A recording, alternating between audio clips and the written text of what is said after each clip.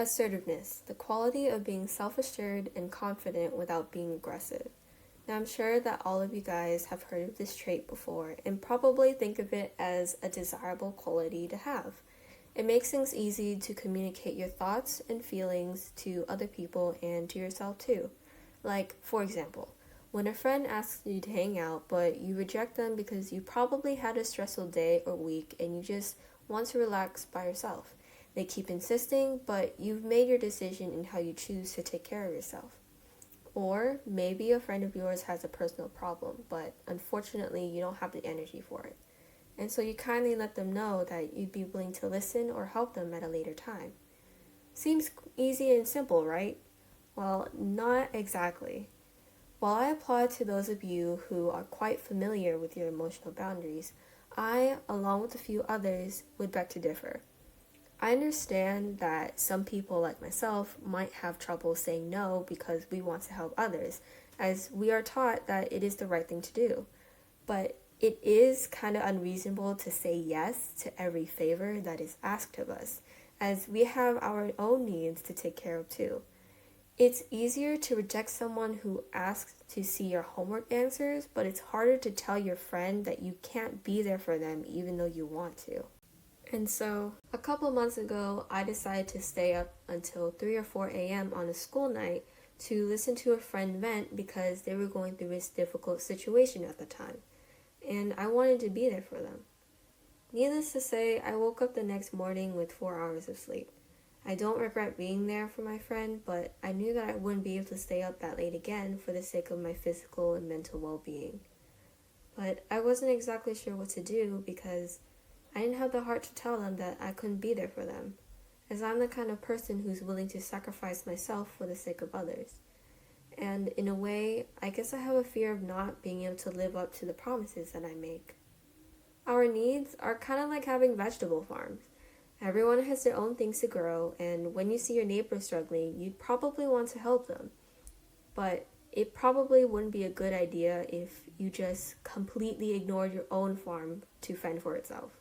You'd be putting yourself at a disadvantage more than you might realize when you prioritize someone else over yourself 90% of the time. Yes, you'd be considered as a very kind and generous person, but you'd be neglecting what you need. It'd be quite self-destructive as you'd be giving more than what you can, and at some point, helping others would become an unhealthy moral obligation and a bit of guilt tripping. As in Maslow's chart, the foundation to take care of others comes after your own stability, limits, and safety, which makes sense because how can you take care of others if you can't care for yourself first? Worst case scenario, you get taken advantage of and your vegetables go bad, which I hope they don't. But on the other hand, if you turn away those who need you, you become an unreliable person, which in turn people around you would probably become reluctant to help you when you need it. A relationship comes with a give and take. You may decide to shoulder some losses on yourself in order for the other person to grow, and hope that your efforts will be returned in some way or another in the future. In Peter Singer's Solution to World Poverty essay, he talks about how we should donate any excess money that isn't needed for acquiring the bare necessities and nothing more. His philosophy of monetary and materialistic values could be compared to emotional and relationship values. It'd be kind and considerate of you to be there for those who need help, but you probably shouldn't sacrifice all your good fertilizer for somebody else's vegetable farm, because at the same time, sometimes it's okay to turn away. I say probably and sometimes because it's a really broad topic in which every situation is a case by case. We can only try our best to estimate how much we're willing to do for others, but how can we determine that scale? After the discussion with my friend a couple months ago, I realized that I needed to understand more about myself.